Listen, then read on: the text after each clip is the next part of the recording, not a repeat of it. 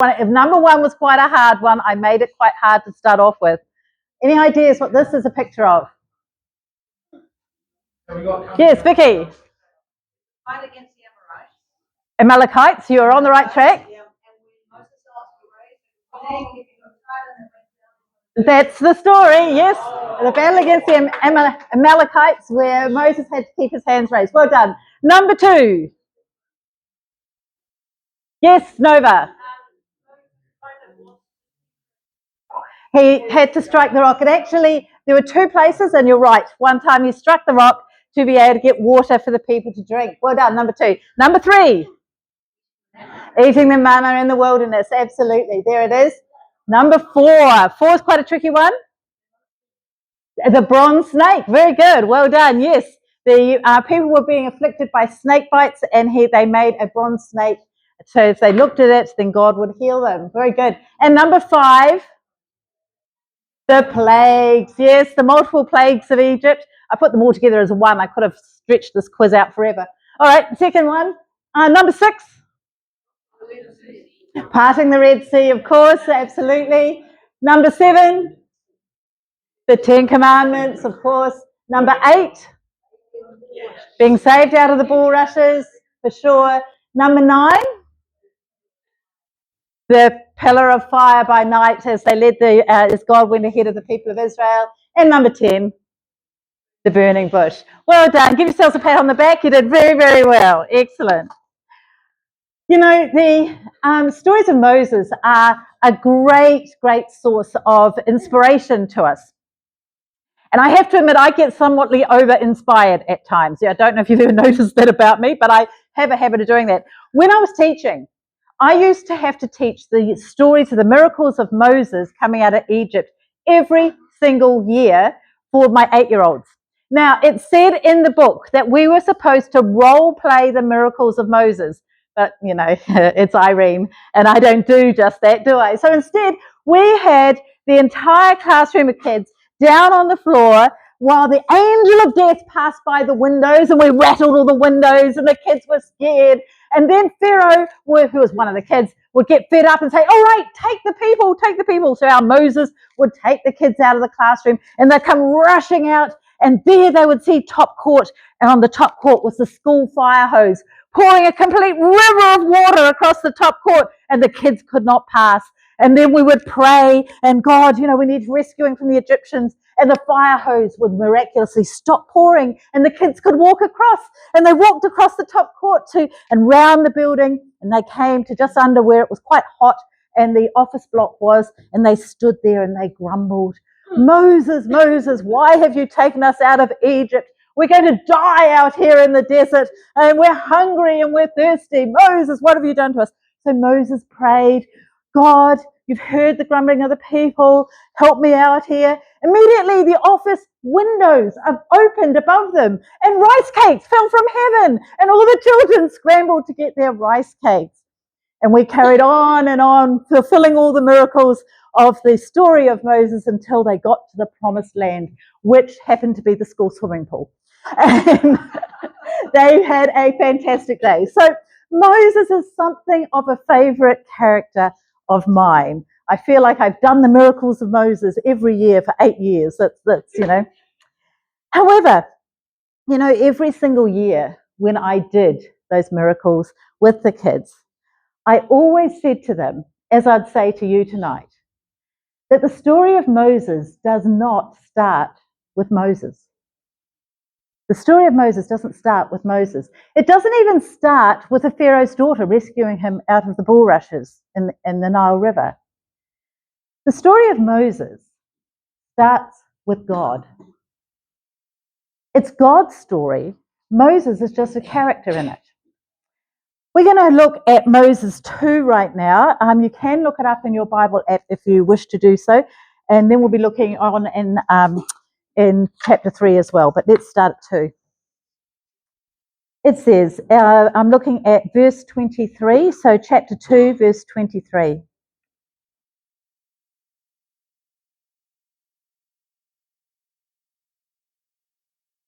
So during that long period, the king of Egypt died, The Israelites groaned in their slavery and cried out, and their cry for help because of their slavery went up to God. God heard their groaning, and he remembered his covenant with Abraham and with Isaac and with Jacob.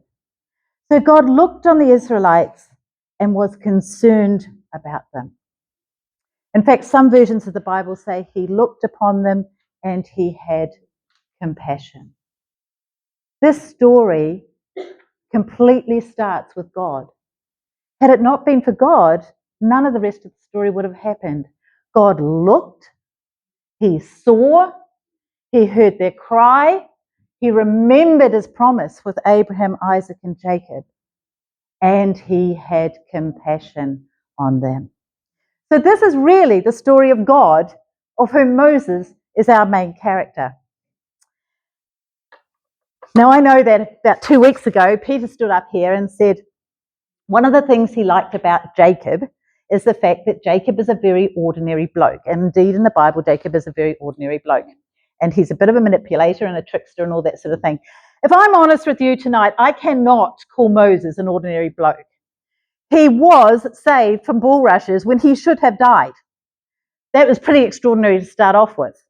He then got to live in the palace of the Pharaoh.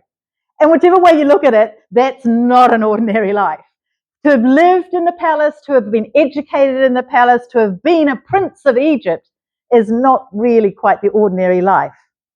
But there's other reasons why he was not an ordinary person. Somewhere in his time of growing up, he became very aware that he was Hebrew and not Egyptian. And at one point, he went out and he saw an Egyptian beating a Hebrew person. And he had a volcano of anger in his tummy. And when he saw this being done, he took matters into his own hands and he took and beat that Egyptian until the Egyptian was dead. In that moment, our Moses became a murderer. He was not ordinary, he was a murderer. And the very next day, he goes out again and he sees two Hebrews arguing, and again he wants to intervene. But the Hebrew stops him and says, "What are you going to do, Moses? Kill me like you killed the Egyptian yesterday?" And in that instant, Moses knew he was not just a murderer, he was found out. He was a fugitive. Even being a prince of Egypt was not enough to get around the fact that he had murdered an Egyptian. And so he was now on the run. So we have Moses, the prince of Egypt, the murderer, the fugitive, and he runs to Midian. Now, Midian was well beyond the boundaries of the Egyptian empire. And there in the desert, he sees another injustice. And again, he burns. I think he must have been quite a passionate fellow, because he sees some shepherdesses coming to water their sheep or their flocks, and some blokes come along and push them away. And Moses goes, no, that can't be. And so he intervenes again and he makes sure that the shepherdesses get to water the flocks. For that, he goes home with them and he gets to become part of the clan with Jethro, and he becomes a shepherd. And for a very long time thereafter, he is a shepherd. Kind of not your ordinary, straightforward life, but an interesting one. And of course, there's one more thing, which I don't know, just lately it seems to be really playing on my mind. By this stage, he was also quite old. I went to a conference the other day and I suddenly looked around the room and realised I was the oldest person in the room. It's a rude shock. But Moses was old. The Bible tells us he could have been up to 80 years old before God started to talk to him and work with him. So we're now going to turn in our Bibles to chapter 3 and see what happens when God starts talking to Moses. Now Moses was tending the flock of Jethro, his father-in-law, the priest of Midian.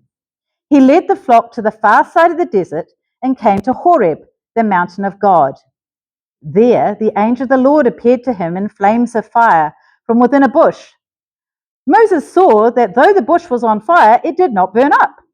So Moses thought, I'll go over and see it. See the strange sight, why the bush does not burn up. When the Lord saw that he had gone over to look, God called to him from within the bush and said, Moses, Moses. And Moses said, yeah, here I am. Do not come any closer, God said. Take off your sandals, for the place where you are standing is holy ground. And then he said, I am the God of your father, the God of Abraham, the God of Isaac, and the God of Jacob. At this, Moses hid his face because he was afraid to look at God. Then the Lord said, I have indeed seen the misery of my people in Egypt. I have heard them crying out because of their slave drivers, and I am concerned about their suffering.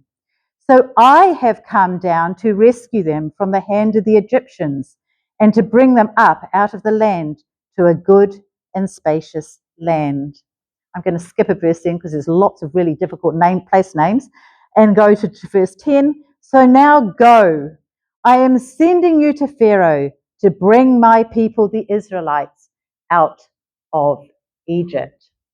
Did you notice the emphasis I put on there that God came down because God was going to make a move? I think it's really important for us to remember that it was God's move. However, being me, I decided to précis the next bit of the Bible. So forgive me, but this is the Irene version of chapter 4. Who? Me? You've got to be joking. You do not want me going back to Egypt. Do you know who I am? You know, murderer, fugitive. You do remember I'm on the run from Egypt. Really, I am the last person you want going back to seeing Pharaoh. God says, Moses, just go. I'll help you. Now, wait a minute. If I go back and I say to the Israelites, the God of your fathers has said that you should follow me and come out of Egypt, well, they're not really going to listen. They'll say, well, who is this God? And God says, just go. Tell them I am who I am. I am the God of their father, of God of Abraham. I am the God of Isaac. I am the God of Jacob. Tell them that is who I am. Yeah, but look, they won't believe me. Really, Moses? Really? Look, take the staff that's in your hand and throw it down. Moses does so. It turns into a snake. Then God says, pick it up again. He picks it up again, and it turns back into a staff. Now, Moses is losing this argument. Have you noticed that? He's not on the winning side at this moment. And so he says, you know I'm no good at public speaking. I was never any good at it back in Egypt. When I was in the palace, I was the bottom in the public speaking class. I am not the one to go and do this. God simply says, Moses, go. I will be the one who will help you. Moses at this point figures that there is no excuse on the face of this earth that is going to put God off. So he says what he actually meant. God, please send somebody else. When all of the excuses are gone, just say, choose someone else. God was getting a little bit fed up by this stage. And so he said, for goodness sake, Moses, just go. And I'll tell you what, I'll send you Aaron, your brother. He will help you get through all of this. And by the way, Moses, as you're going, take your staff. You're going to need it. That's pretty much chapter 4, more or less. You know, I don't know about you, but I find it fascinating that this guy just did not want to go. He had every excuse under the sun as to why he should not be the one to go. And the truth of the matter is, when God is speaking to you or God is speaking to me, the chances are you have an excuse too. Your go-to excuse. God, I'm too shy. God, I'm too old. God, I'm too young. God, I'm not spiritual enough. God, I'm too spiritual to do that. God, you know what I've done in my past. I can't possibly do that. Who am I to go? We each have an excuse. So tonight, you're going to go straight to a discussion question right at this early stage of the sermon. And here it is. Fill in the blank. When God asks me to do something, my most common excuse is, now this is not going to be a long discussion time, it's fairly straightforward. What is your excuse that you use when God asks something of you? Oh, there you go, you've got about 2 minutes to have a chat.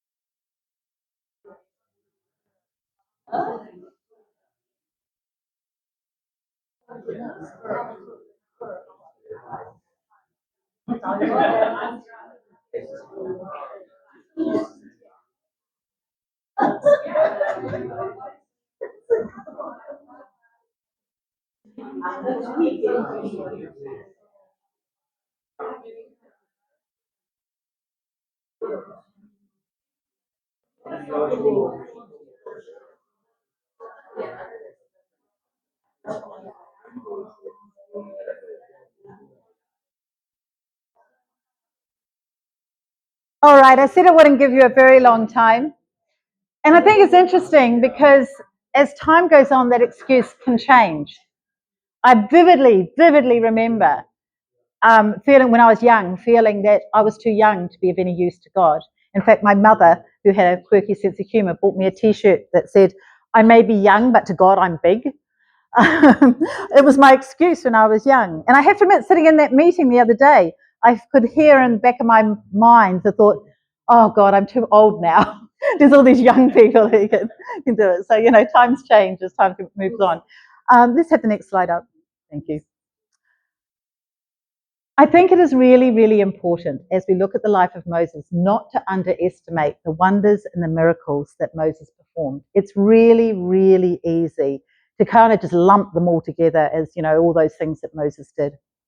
But in actual fact, he did an amazing amount of stuff. Now, when I say that, of course, what I really mean is that God did, and Moses was the actor in the part. Now, if we go to the next slide, I started to write up a list of some of the wondrous and miraculous or things that happened in Moses' life. And it just went on and on and on and on. There are so many things that Moses did. And that wasn't even counting that little list at the end there. He established the Mosaic covenant with God. He set up the priestly order. He wrote the law. He made the tabernacle. He established daily sacrifices. Oh, and did the Ark of the Covenant while we were at it. And he led the people right across the desert. Now, I think by anybody's standard, that's a pretty impressive CV. He did an awful lot. And I don't want to undermine us realizing just how great a man of God Moses is. He just was phenomenal. He really was. He was a man at the right time. God wanted to change things. God was making a big move, and Moses was his man to do it. And he did just the most incredible list of things. But for Moses to do that, he had to have courage. I was thinking about what did I want to say about Moses when you're looking at someone like him. And one of the things that you have to be faced with is how much courage he had. I mean, it's all very well for God to send him and tell him to go, but then the rubber hits the road. Can you imagine being back in Egypt, in the Pharaoh's palace, having your stick in your hand, and then going, okay, it's game on. I've got to throw the stick down. Will my party trick work? And what if it doesn't? Oh no! And he puts down the staff, and once again, it turns into a snake. But that took courage. I mean, imagine if he'd been standing there and going, oh dear, that's a bit embarrassing, isn't it? To look at the stick on the ground. And maybe I might end up spending the night in an Egyptian prison, because it took courage, huge courage. And can you imagine being at the Red Sea? You've got the chariots of the Egyptians coming towards you, God's pillar trying to hold them back, and then you've got all these people and this Red Sea beside you, and you have to put your staff out over the water and expect the water to disappear. That takes courage. That takes huge courage. And I have to be honest and say there have been times when God's asked me to do some things and I haven't shown quite the same courage that Moses did in doing these things.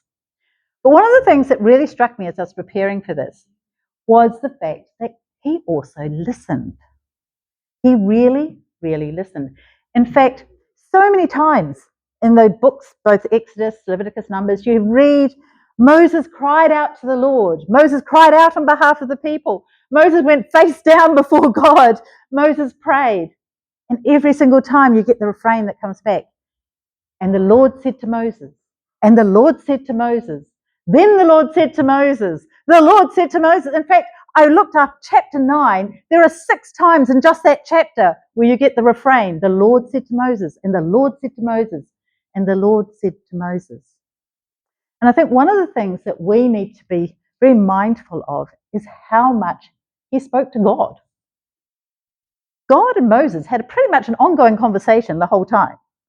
And God was able to tell Moses what to do next. I love the fact that Moses kept having to go back to the next step. Me, I want the whole plan from the outset.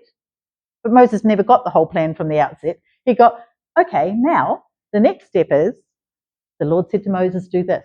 Now the Lord said to Moses, do that. And sometimes when we're on a journey with God, we're only going to get the next step. Just a thought.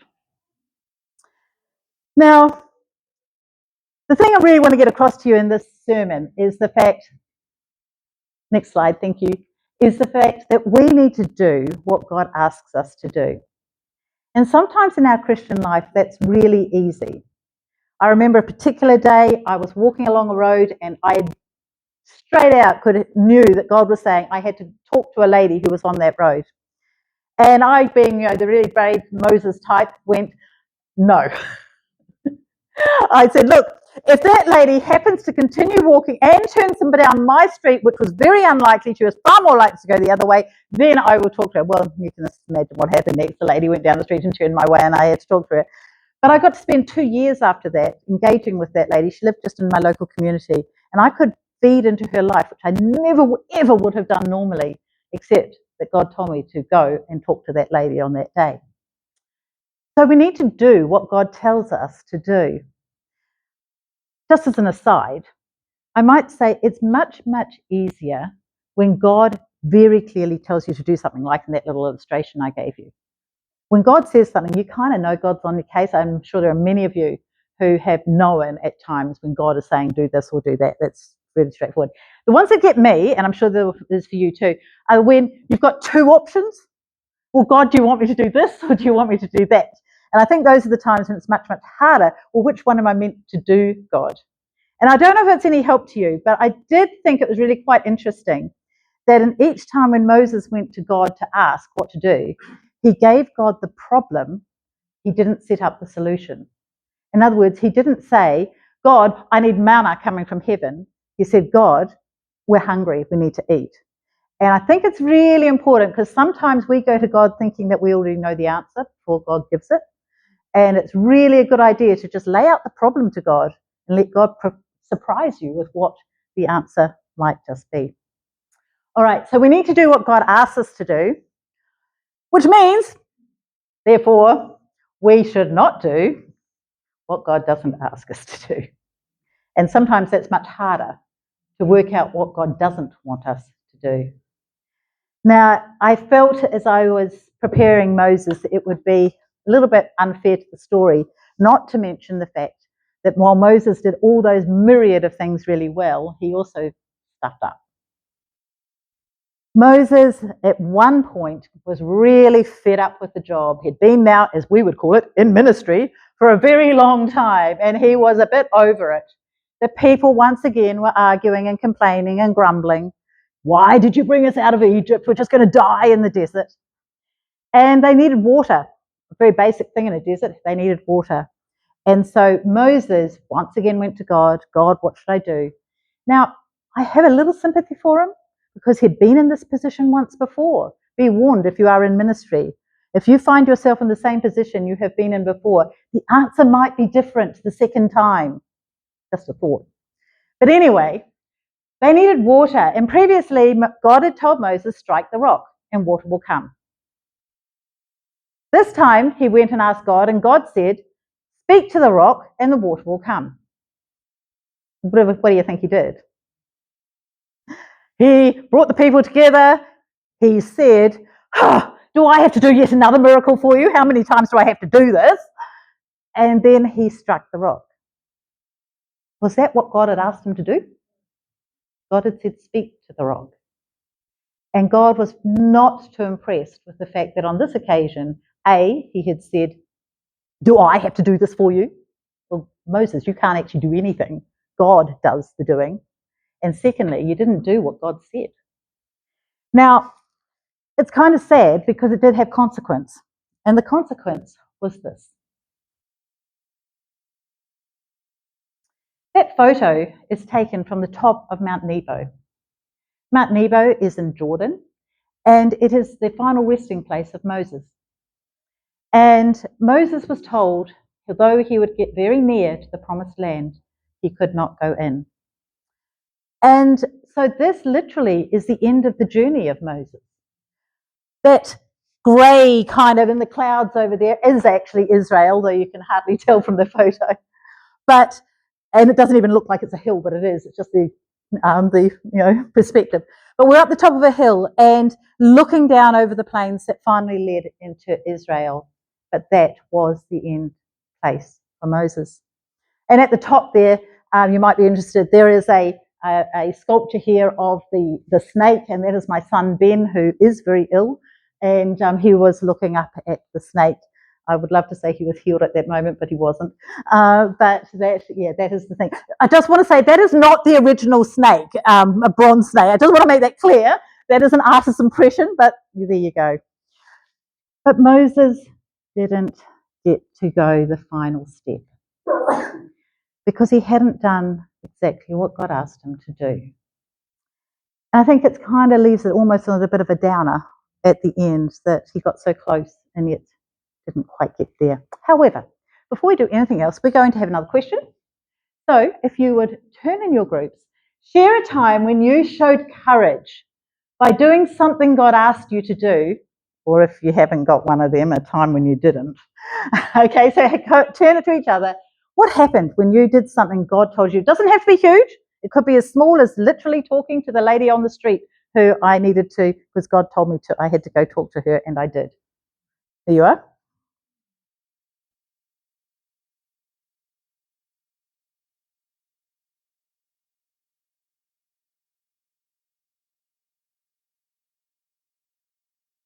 Corridor. Well, they turned up, and the two people who were there were Moses and Elijah.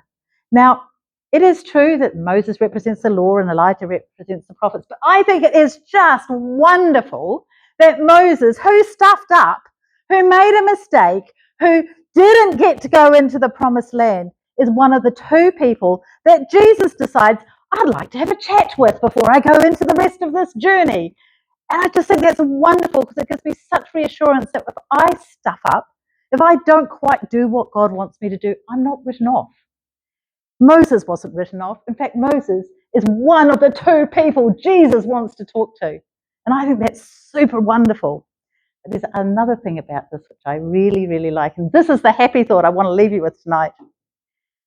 You know, this is probably the place in the Bible where we have the best chance of seeing what it's like beyond the grave. Moses and Elijah turn up shining in glorious splendor, in the splendor of the spiritual body that they have post the grave. And here we see them. They're here. In fact, at one point in the Bible it says, Jesus is not with the dead, he's with the living. And here they are. And that gives me great joy and great hope because if Elijah and if Moses turn up in the glorious splendor of their whole new form, then one day I'm going to too. And one day Jesus might want to have a chat with me. And that'd be kind of cool. All right, that's it for tonight. And I want you to take that happy thought away with you. And there you go. I don't know if there's a benediction by someone. Thank you so much, Ian. You're welcome. Thank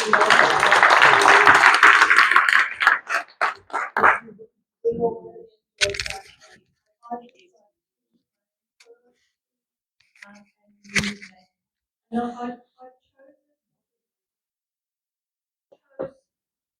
words from the Lord speaking to Moses. The Lord was saying, this is how you are. I'm just going to bless them